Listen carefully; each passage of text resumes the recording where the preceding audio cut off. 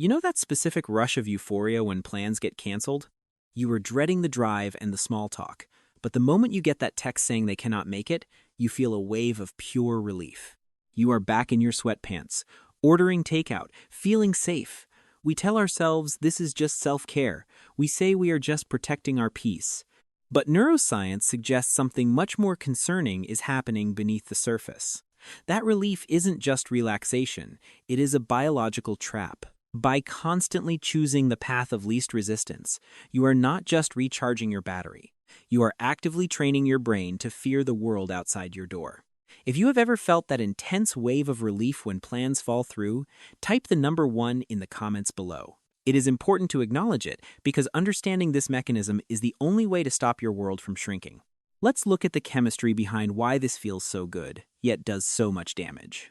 To understand why this is dangerous, we have to look at a powerful psychological mechanism called negative reinforcement. Do not let the name fool you.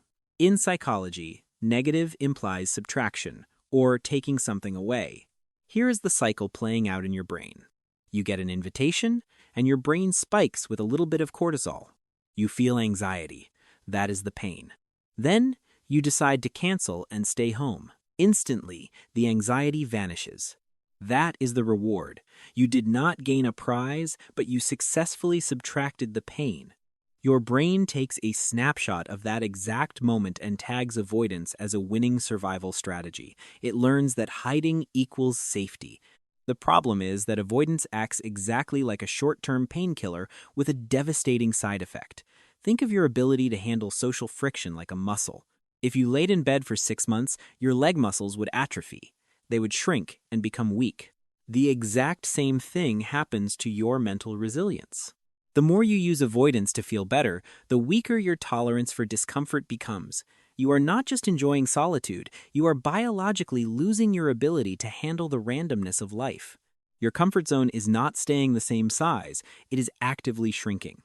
And this leads us to the scariest part. Specifically, what is happening inside your amygdala right now? Inside your brain, the amygdala acts like a high-tech security system. Its only job is to scan your environment for threats and keep you alive. But here is the catch.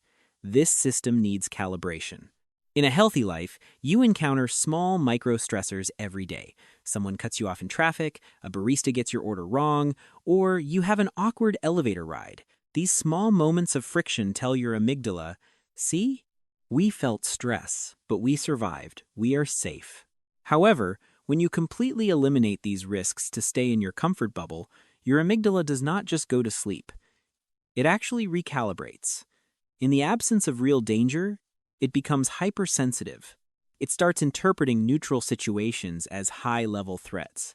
This is the crucial difference between a healthy introvert and someone stuck in the comfort trap. An introvert walks into a crowded room and thinks, "This is going to drain my battery." But a comfort-addicted brain walks into that same room and screams, "This is unsafe." One is an energy management issue, the other is a malfunctioning alarm system. If you are brave enough to look at this uncomfortable truth and you are still watching, drop the number 3 inches the comments below. It tells me, and more importantly, it tells you, that you are committed to mastering your psychology rather than hiding from it. Because here is the reality. You are not protecting yourself by staying home. You are convincing your brain that the world is a war zone. And unfortunately, modern society is designed to help you do exactly that. It is called the frictionless existence, and it is silently destroying our resilience. We are living in an era that sociologists call the frictionless life. Silicon Valley has spent billions of dollars with one singular goal: to remove every obstacle, every awkward interaction, and every delay from your day. Think about your average Tuesday. You can order dinner on an app without ever speaking to a human. You can text instead of calling to avoid the pressure of a real-time conversation. You can work remotely and turn off your camera when you do not feel like being perceived. We have wrapped our entire lives in digital bubble wrap. On the surface, this looks like progress. It looks like freedom. But biologically, it is a disaster. By removing the friction, we have removed the training ground for our nervous system. We are becoming fragile not because life is too hard, but because our daily lives have become artificially too easy.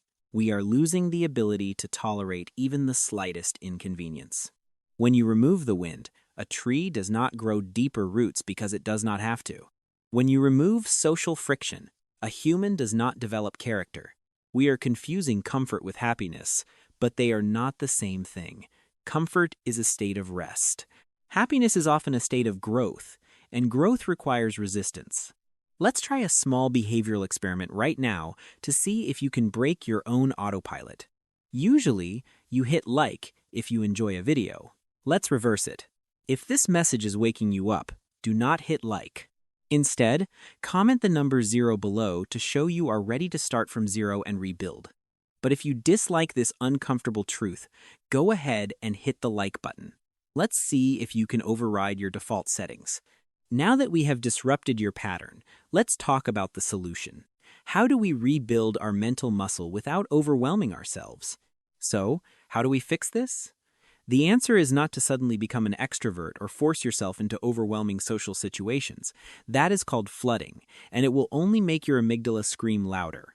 Instead, we are going to use a concept from biology called hormetic stress.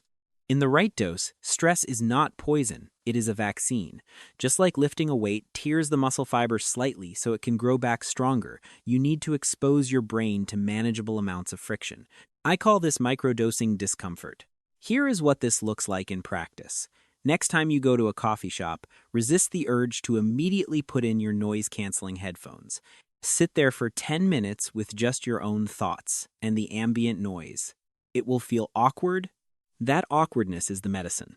Or try this. Ask a stranger for the time, even if you have a phone in your pocket. Drive a different route to work without using GPS. These act seemingly small, but chemically, they are massive. You are deliberately introducing uncertainty into your system and, more importantly, you are surviving it. Every time you survive a small, awkward moment, you are sending a manual override signal to your alarm system. You are teaching your brain that uncertainty is not fatal. You are expanding your window of tolerance inch by inch. We need to reframe our relationship with comfort. Comfort is a wonderful place to visit. It is essential for rest and recovery, but it is a terrible place to live. It is a pit stop, not a parking lot.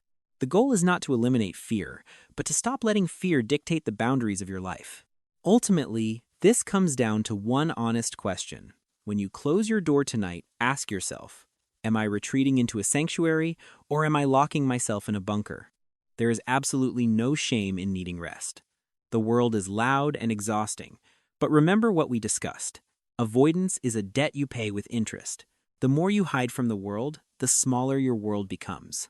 Your home should be the place you launch from, not the place you hide in. You are more resilient than your amygdala wants you to believe. You can handle the awkward silence. You can handle the canceled plans. You can handle the friction. That friction is the only thing polishing you into a stronger human being. Do not let your comfort zone become a cage. Open the window. Step outside. The world is waiting for you. And if you want to understand how to reset your brain's reward system to make this process easier, the video on the screen right now is your exact next step. I will see you there.